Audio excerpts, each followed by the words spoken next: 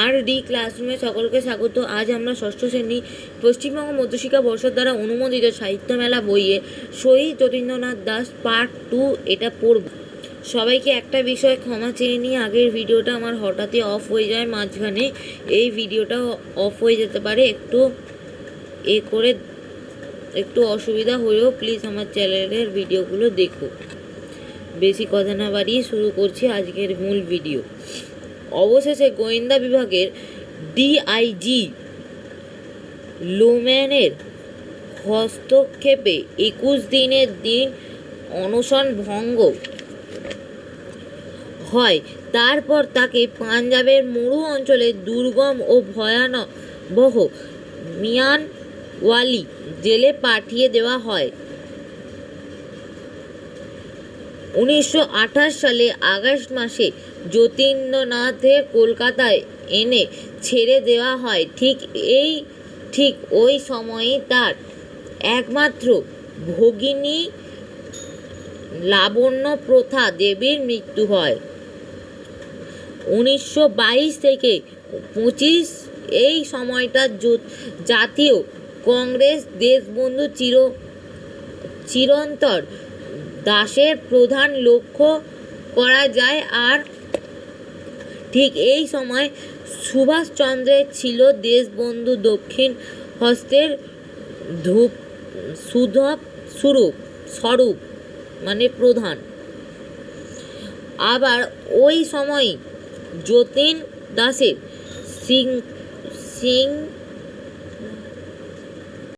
শৃঙ্খলা পরায়ণ কর্মী ও মানুষ হিসেবে সুভাষচন্দ্রের অন্তত স্নেহজন হয়ে উঠেছিল। প্রত্যেকে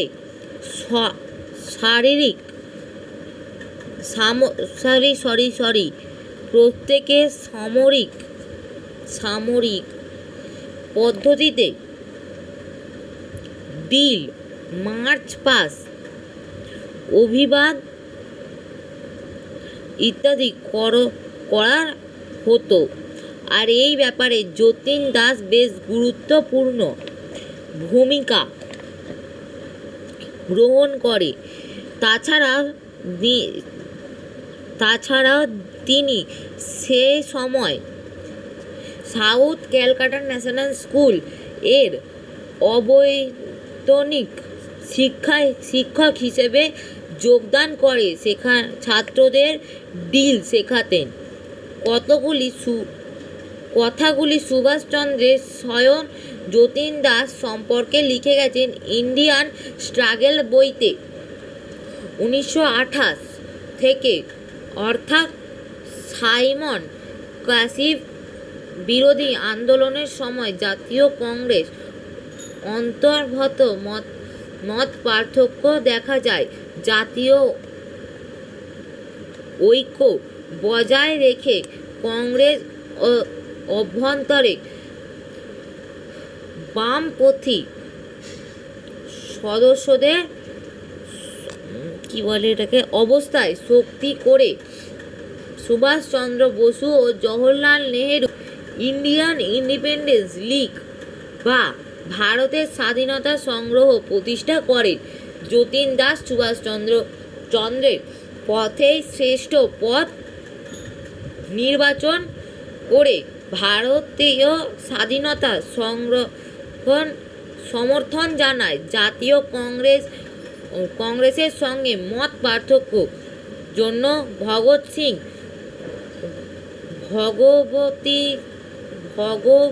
ভগবতীচরণ শুক্লা এবং আরও কয়েকজন কংগ্রেস প্রতি অনুগত প্রত্যাহার করেন। এই সময় ভগৎ সিং পাঞ্জাবের হিন্দু নওজোয়ান সভার নামের একটি বিপ্লবী দল প্রতিষ্ঠা করেন।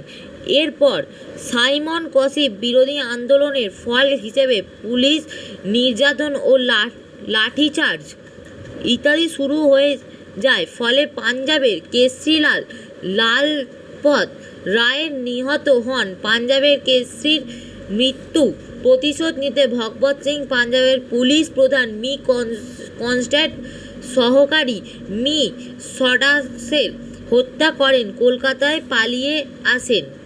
কলকাতায় এসে দক্ষিণ কলকাতা অঞ্চলের মেস খুঁজে বের করে যতীন দাসের সঙ্গে দেখা করেন। তারপর তাকে যতীনকে অনুরোধ করেন ভগবত সিংয়ের নজওয়াল সভার জন্য যেন কিছু করেন। ভগবত সিংয়ের কথায় ও আগ্রহে খুশি হয়ে যতীন দাস বলেন, বিপ্লবী ক্ষেত্রে আমার যা করণীয় ও দেওয়ার তা আমি উজাড় করে দিয়েছি স্বয়ং সুভাষচন্দ্রের পায়। তবে তোমার মতো মহান বিপ্লবীর জন্য একটা কাজ আমার অবশ্যই করতে হবে, তা হলো আগ্রায় গিয়ে তোমার দলের ছেলেদেরও বোমা বানাতে অন্তত দক্ষ করে দিতে হবে। কথাবার্তা দুজনে বেশ খুশি হন এবং সে রাতে ভগবত সিং যতীন দাসের দক্ষিণ কলকাতার মেসে রাত্রিবাস করে এর কিছুদিন পরে যতীন দাস আগ্রায় গিয়ে ভগবত সিংয়ের দলের ছেলেদের বোমা বানাতে কাজে ভালো ট্রেনিং দিতে এসেছিল। আজকের ভিডিও এই পর্যন্তই। পরের পার্টে বাকিটা পড়ব। আজকের মতো টাটা, পরের পার্টে দেখা হচ্ছে।